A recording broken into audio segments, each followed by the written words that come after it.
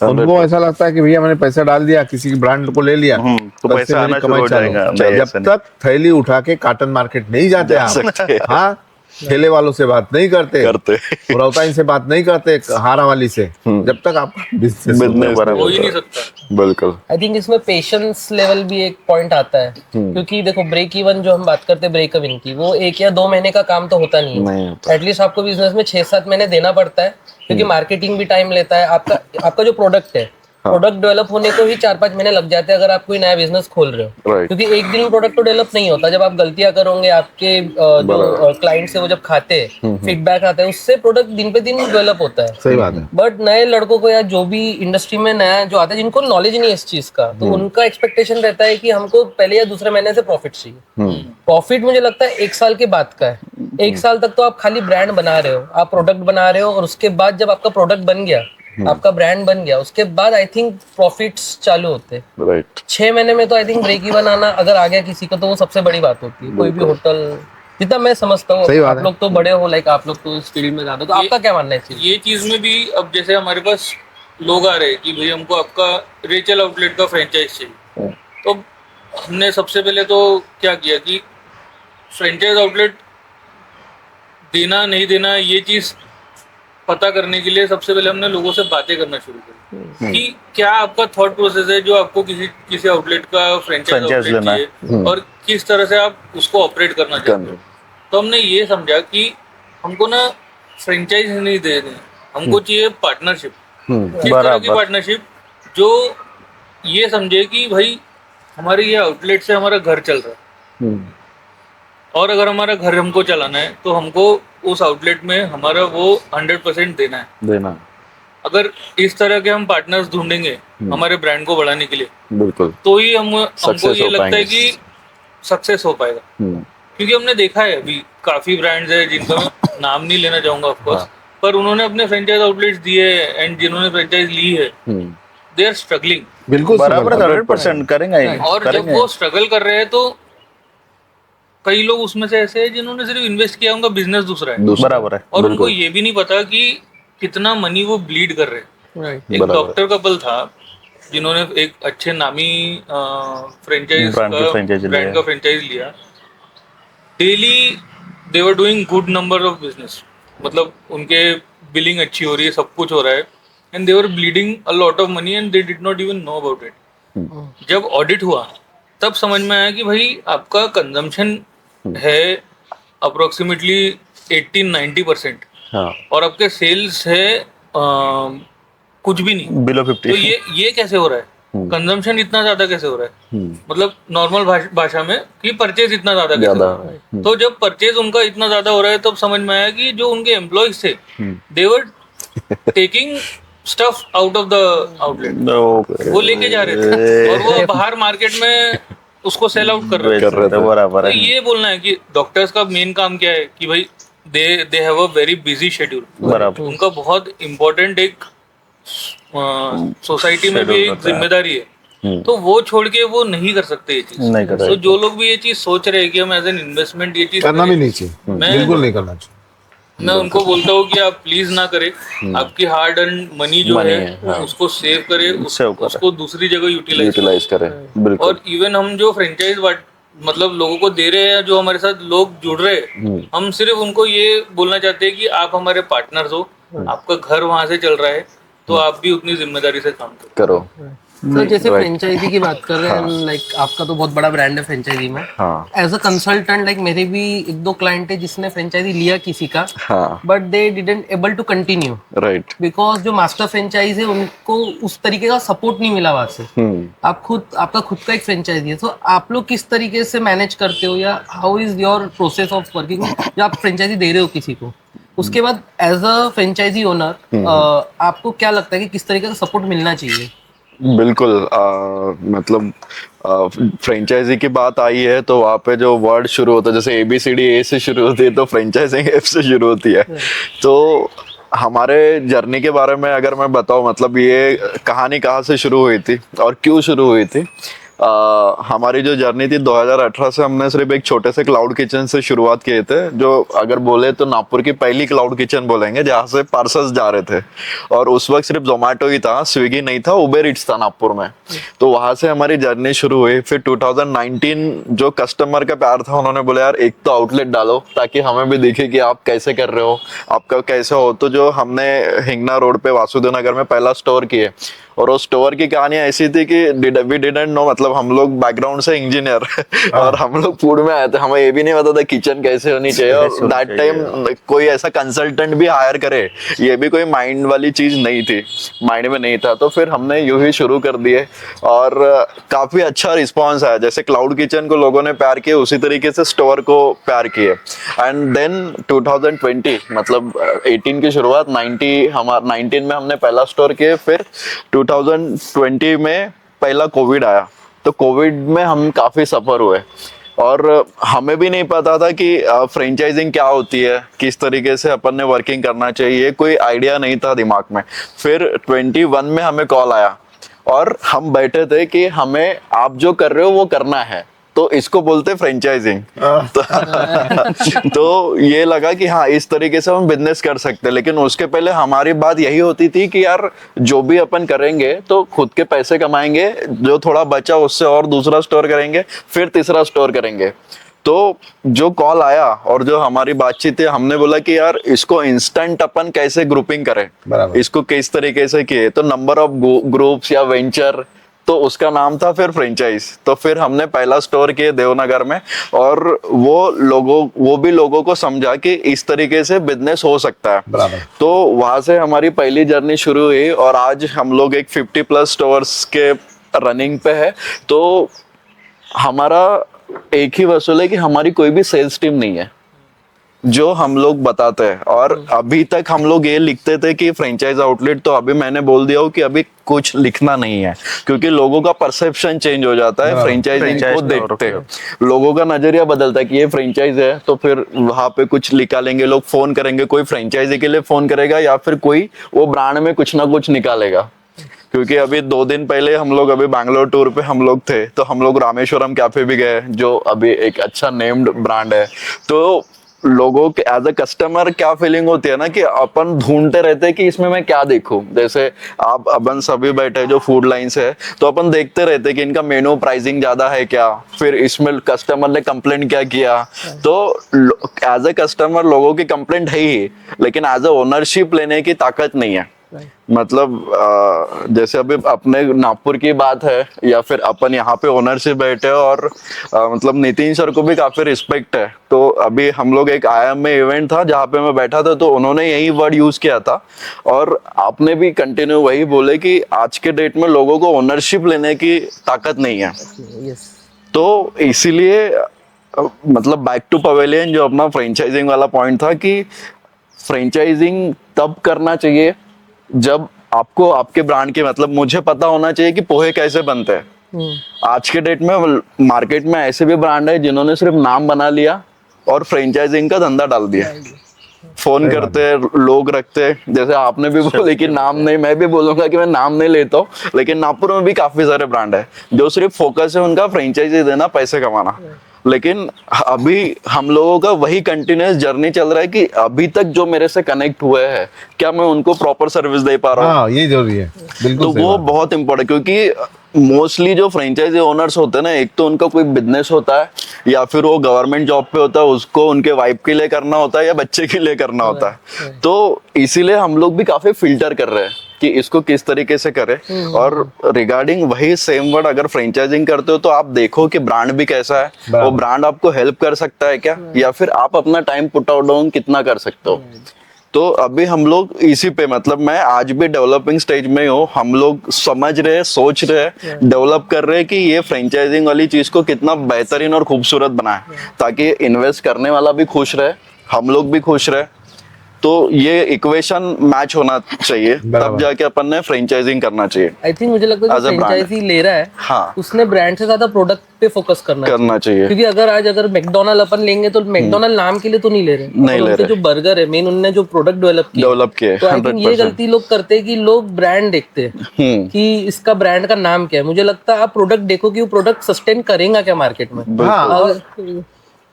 Sustain करेगा की बात है, आप कहाँ लगा रहे उसको, कहाँ लगा रहे। हाँ, ये मैं मैकडोनल्ड्स में किसी छोटे गांव में चले जाऊं, बोले क्या ले, मैं वहाँ वड़ा पाव ठीक है, तभी वो ठीक है, मैं क्या ले, ये बर्गर फर्गर खाओ, ये बरोबर नहीं क्या। एक छोटा उदाहरण देता हूँ मैं, पूना के पास में एक छोटा गांव था, और वो जो था ओनर, वो नया नया आया था गांव में, कुछ तो भी करना चाहता हूँ, करो।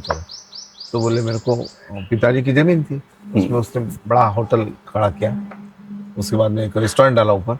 बोले मेरे को इसमें वर्ल्ड क्यूजिन देना है ना। वर्ल्ड क्यूजिन क्या होता है? वर्ल्ड की सारी चीजें चाहिए। बोले जापानीज खाना चाहिए, चाइनीज चाहिए, इंडियन चाहिए, वियतनामी चाहिए, ये चाहिए, वो चाहिए, मिडल ईस्ट का खाना चाहिए। मैं बोला, उसको समझाने की कोशिश किया कि भाई इतना मत खोल तू, क्योंकि ये सारे के किचन सबका जॉनर अलग है, सबके लिए शेफ रखना पड़ेगा, उतनी आपको सारी इंग्रेडिएंट्स जो चीजें हैं वो सारी रखना पड़ेगा, उसके लिए सबसे अलग फ्रिज, अलग गैस, ये वो सबका अलग अलग। नहीं बोले मेरे को तो करना ऐसा ही है, लेकिन बाकी तो रेस्टोरेंट तो रेगुलर ही है। मैं समझाने की कोशिश किया, जरा मान रहे नहीं थे।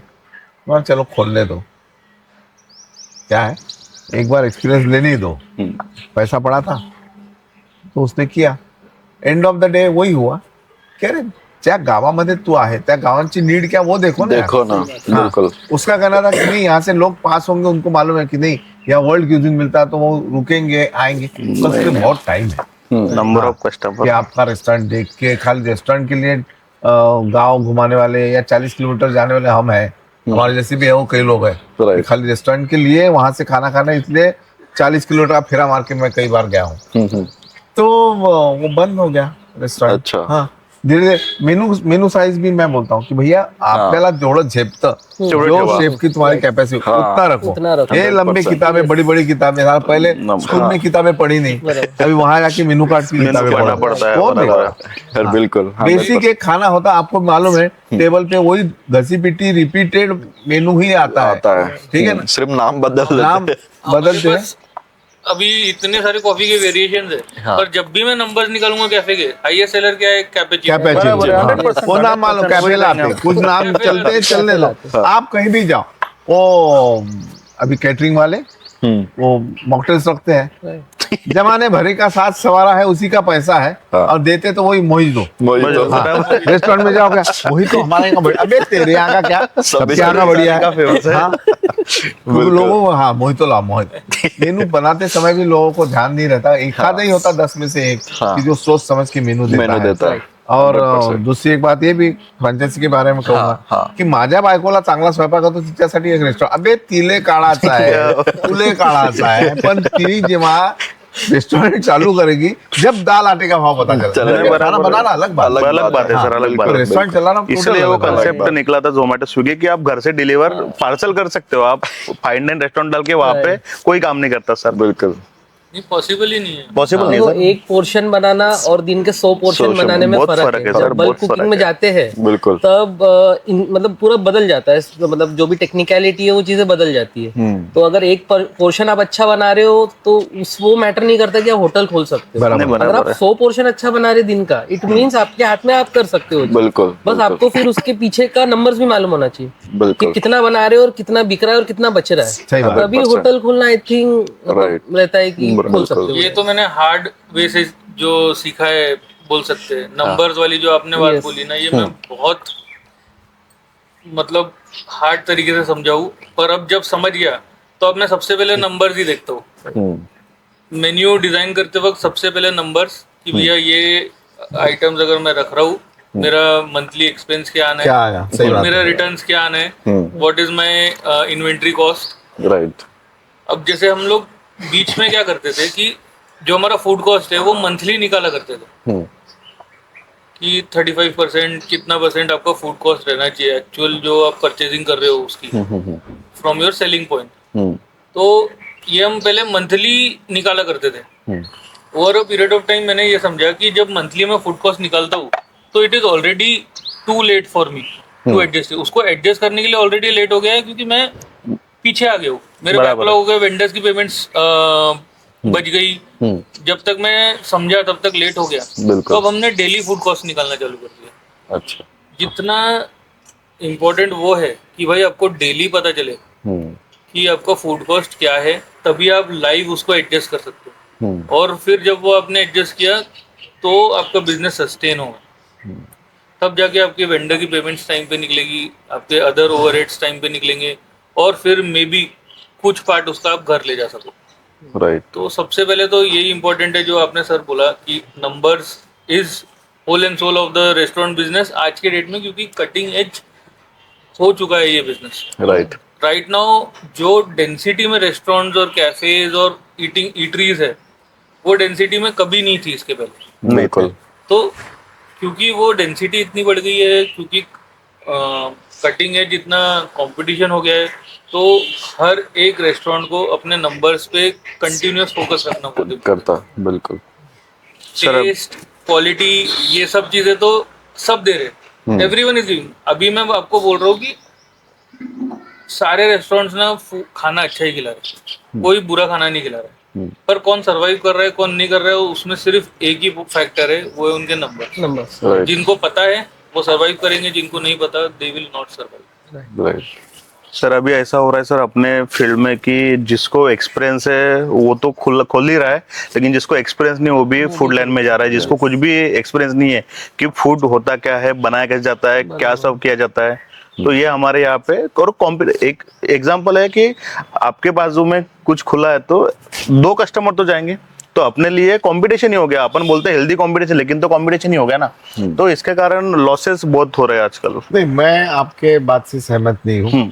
कंपटीशन बराबर किसी से ही है नहीं, किसी की भी नहीं, क्योंकि क्या है आपका यूनिक पॉइंट जो है तो आप ही का है। बराबर। ठीक है, आपका जो है आपका है, मेरा मेरा है, मेरा कुछ क्लाइंटल बना है, आपका बना है।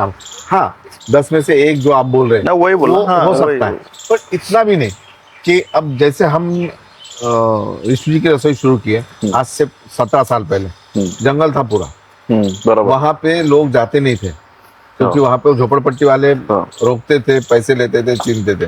हमने वहां पे रसोई खोली। हमारे खोलने के बाद फिर 32 आउटलेट निकले अलग अलग। सभी से मेरे संबंध बहुत बढ़िया है, कोई तकलीफ नहीं। बाजू में और एक खोला किसी पंजाबी ने, उसका नाम उसने रसोई रख दिया पंजाबी की रसोई। हाँ, सरदार जी की रसोई। हाँ, तो ठीक है, नाम से कुछ नहीं होता। अब विष्णु नाम लेके कई 2-3 रेस्टोरेंट भी खुले बाद में उसी स्टाइल में नाम लिख के, वो मेरे को मालूम है वो नहीं चलेंगे, बंद हो गए। अब हम पुणे में भी हमको यही एक्सपीरियंस है। विष्णु वर्धन किसी ने खोला वेजिटेरियन, तो हमको फोन करते हैं, विष्णु जी कौन से आउटलेट में भीड़ कम है, वर्धन में जाओ या रसोई में जाओ? मतलब कहीं भी जाओ पर वर्धन मेरा नहीं है। बराबर है। हाँ, बिल्कुल। कई बार फायदा भी होता, कई बार नुकसान भी होता है वहां जाने के बाद। जैसे आपका जो पॉइंट था कि कंपटीशन वाला, अभी नहीं, मेरा एक पॉइंट ऐसा नहीं कि मेरे लिए कंपटीशन, जो लोग वहाँ पे पैसा बर्न करने वाले, मैं उनकी बात कर रहा हूँ। बराबर है, जो इनका एक वैलिड भी है, यानी अननोन बिजनेस वाले वहाँ पे अपना पैसा लॉस करे ना सर। यानी मैं ये बोल रहा हूँ कि कंपटीशन बोले तो वो चीज से मैंने बोला। क्या हो रहा सर, जैसे कॉफी का ही आप देखो, पहले जो बड़े प्लेयर्स थे कॉफी के, अब उनका एक तरफा बिजनेस था।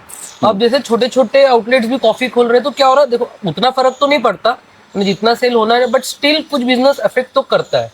पहले अगर समझ लो 5-10 क्लाइंट तो वो छोटे कैफे में जाएंगे, तो उस तरीके से कंपटीशन की वजह से थोड़ा मार्केट डाइवर्ट हो रहा है। सर एक एग्जांपल बेस आप देखो ना सर, जैसा अभी वो कोई अगर अपन रेंट, अगर हमारा बोल रहा हूँ सर का तो ठीक है, अभी नागपुर में जितने भी आउटलेट है हमारे छोटे छोटे एरिया में छोटे छोटे स्टोर है।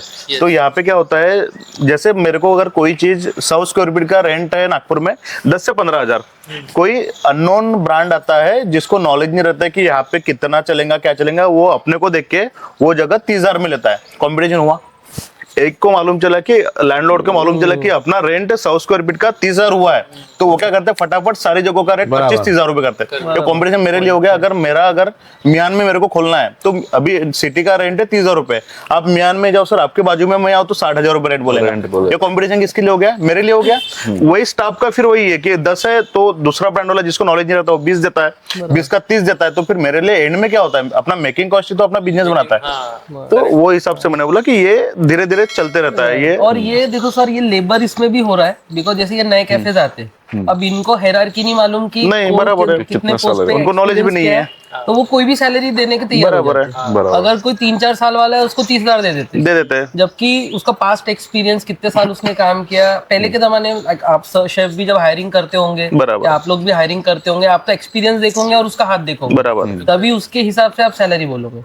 बट जैसे नए कैफेज आते हैं, न्यू कमर्स वो एक शेफ के लिए सोचेंगे ना, मैं 50 into 1 करूंगा तो मेरे 50 लोगों की सैलरी ज्यादा होगी ना, ये होता है। इससे अभी मार्केट में जैसे एज अ कंसल्टेंट भी हम देखते हैं जिनको 4-5 साल का एक्सपीरियंस है, दे आर डिमांडिंग 25-26,000, बराबर है, जबकि पहले 3-4 साल 5 साल में लोग 17-18 के ऊपर नहीं देते, बराबर है, हार्डली उतना। हमारे रेशियो तो उस तरह से बड़ा ही है। एक जो बबल बोलते हैं ना, एक बबल क्रिएट हो गया है। बराबर है। रियल एस्टेट में भी बबल क्रिएट हो गया है, मतलब जॉब्स में भी बबल क्रिएट हो गया है, बराबर है, और कभी ना कभी ये बबल तो बर्स्ट होगा ही। बराबर है। तो वो जब बबल बर्स्ट होगा तो काफी लोगों का नुकसान होगा। बराबर है। हम मैंने बहुत से देखा ना सर, विष्णु जी की रसोई में वो लड़का काम करता हाउसकीपिंग, लेकिन जब इंटरव्यू देने जाता है तो मतलब मैं वहां पे कारागिर था, मैं वहां पे शेफ था, सर ने मेरे को सिखाया। तो ये चीजें होती रहती है सर, क्योंकि अपन हर किसी का पुलिस वेरिफिकेशन एंड सैलरीज नहीं देख सकते। मैं देखता हूँ भैया कितने रेस्टोरेंट बदले तूने, वही है, इतनी ज्यादा क्वांटिटी भैया वो तो नहीं होनी चाहिए, क्योंकि अपना जल्दी बदलेगा ये, बराबर है। कितना टाइम दिया, क्यों बदल रहा है, नहीं ऐसा हुआ ऐसा हुआ ऐसा, बाद में तो पता चलता है फ्राई पैन पे जब आता है, बराबर है, जब पता चलता। और मेरे यहाँ पे ना भगवान की दया से सब स्क्रैच से निकले बच्चे काम करते हैं, बराबर, सब स्क्रैच से ही पढ़ाता हूँ, इसलिए वो जाते भी नहीं कहीं ज्यादा। हाँ, मेरे को मालूम है कि मेरे से छोड़ के दूसरी जगह गया तो उसको पैसा ज्यादा मिलेगा, पर वो जाते भी नहीं, क्योंकि एक लगाव, उसको मालूम है कि भैया मैं यहाँ पे गड्ढा खोदने आया था, आज मेरे को शेफ की हैसियत यहाँ मिली। बराबर है।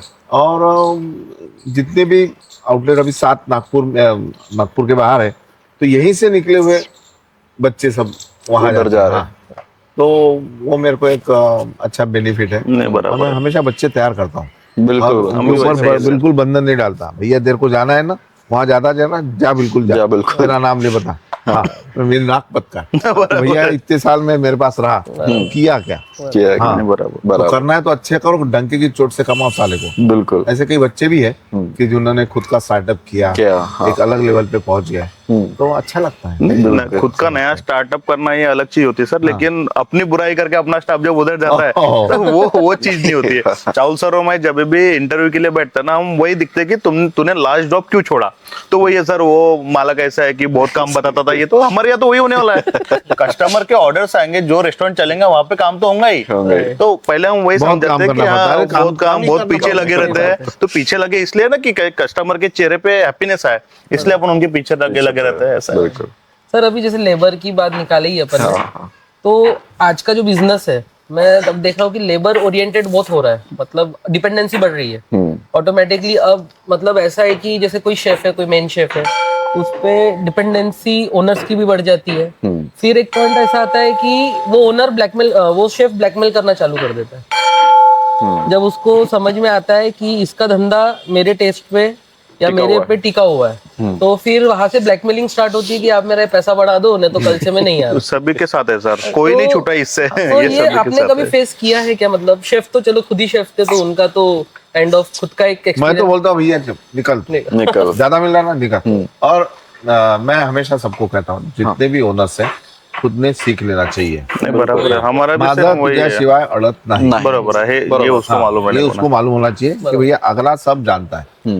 तो इसलिए भी मेरा फायदा वो भी एक होता होगा कि बाकी ओनर्स को तो पता भी नहीं होता कि मेरे मेनू में क्या है, क्या बनता है, कैसे बनता है, उसके लिए क्या रॉ मटेरियल चाहिए, मेनू कार्ड में क्या है, या मेरे शेफ क्या बना रहे, ये मालूम ही नहीं होता। हाँ, और कोई लोग तो ऐसे भी महाभाग देखे मैंने, घर से टिफिन आता है मेरा। अबे तू तेरे रेस्टोरेंट का खा नहीं सकता, घर से तू क्या लोगों को खिलाएगा? बराबर है हाँ, सर। इसके भी विरोध में मैं हूँ। नहीं बराबर, तू जो बनाता है तू खा पहले, बाद में कस्टमर को दे। बराबर। और हमारे यहाँ तो रोज का खाना 30-32 बराबर। आइटम बनते, पूरा खाना आता है।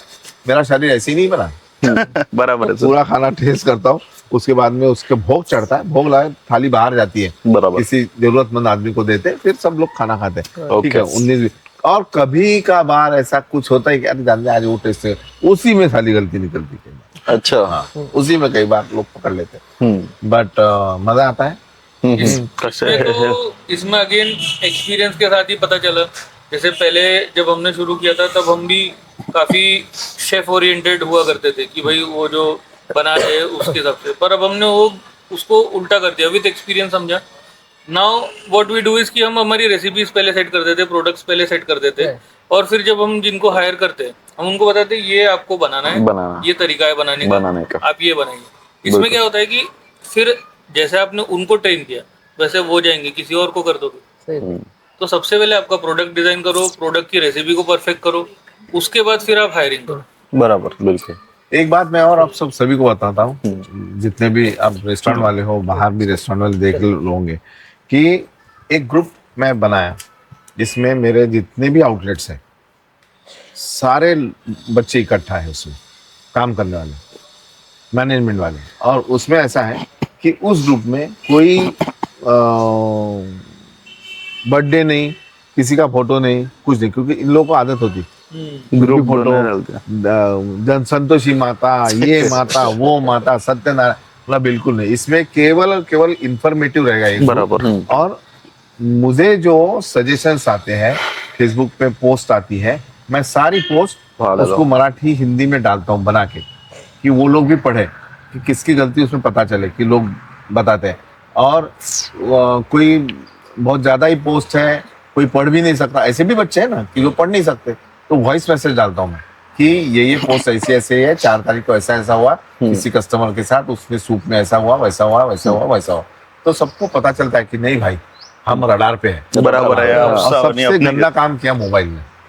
हाँ, कि ये बच्चे आधा टाइम तो माने खाना बनाते, मोबाइल में टाइम होता है, मोबाइल में देखते, ये करते। तो हमारे यहाँ ये कायदा है कि मोबाइल भैया जमा करो, बाद में आप किचन में एंट्री करो। एक किस्सा बताता हूँ मैं, छत्रपति संभाजी नगर में फेमस कचौरी वाला है। भले मैं डाइट पे हूँ, पर मैं जहाँ कुछ अच्छी चीज़ है मैं देखता हूँ।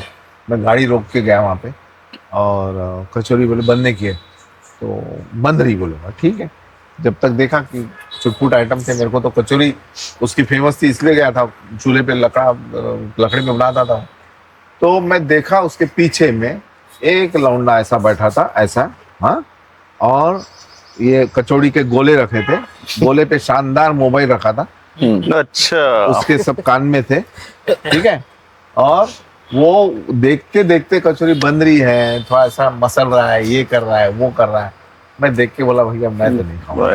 वही तो होता है सर, वो होता है।